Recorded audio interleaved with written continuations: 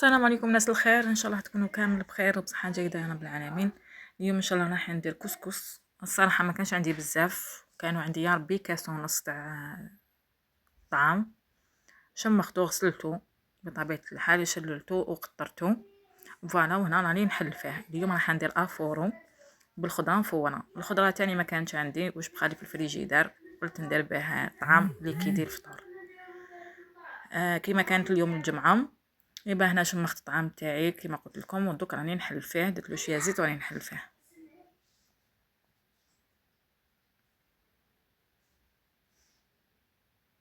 هاوليك الطعام كي تغسلوه ما يصعلو والو، يبقى هو شوفوا كيفاش راني نحل عليه، نحل فيه راهو على حبه.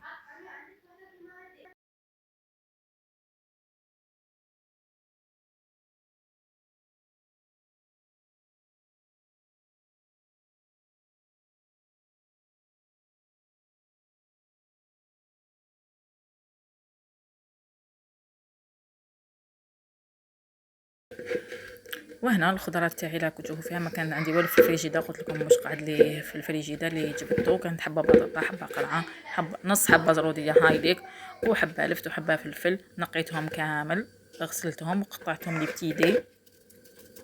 دوك تشوفوهم معايا.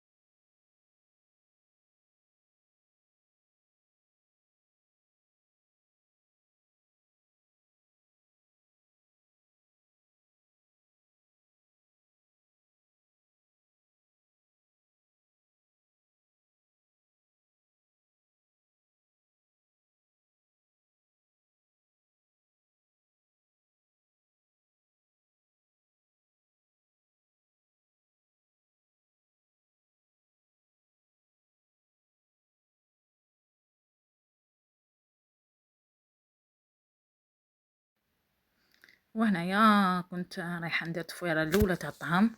انا درتو في الكسكاس كامل كيما راهو. هنا في المرحله الاولى انا ما نديرش الملح، وكاين بزاف اللي يملحوا في المره الاولى. انا ما نملحش صراحه حتى المره الثانيه، باش كي نشمخو نديرلو الملح.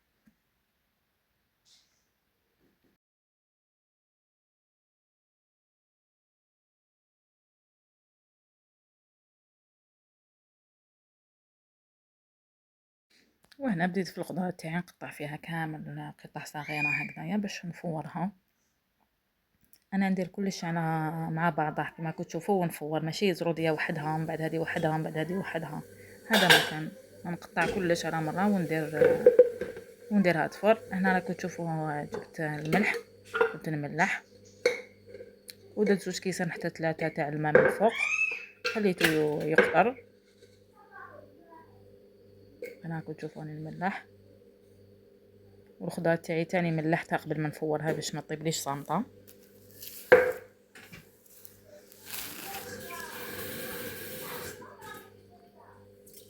هكذا. وهنا درت 3 كيسان تقريبا تاع الماء وخليته يقطر مليح.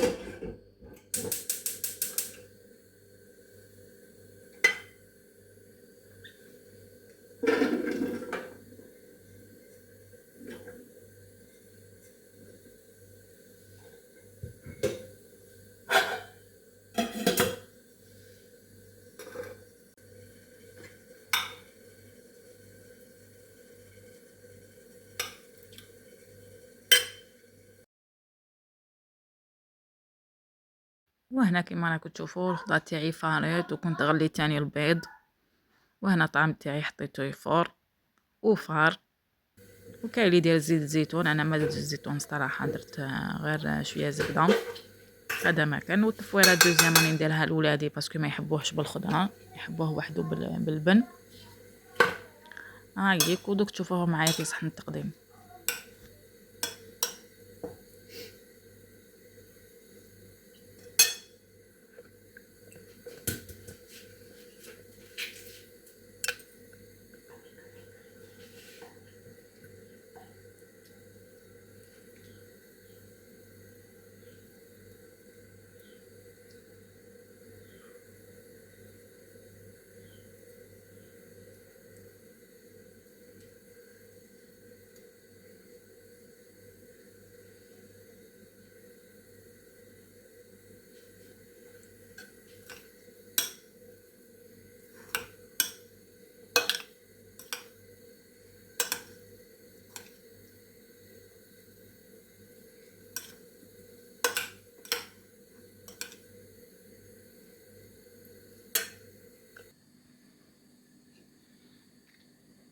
وهنا هاوليك الطعام تاعي كيما شفتوا بوالو، حبه بطاطا، حبه قرعه، حبه زروديه، وحبه لفت، وحبيبه فلفل حلو، وزوج حبات بيض. وانا درت فطوري. البن هذا خدمته في الدار، اذا حبيتوا نوري لكم الوصفه كتبوا لي في لي كومونتير.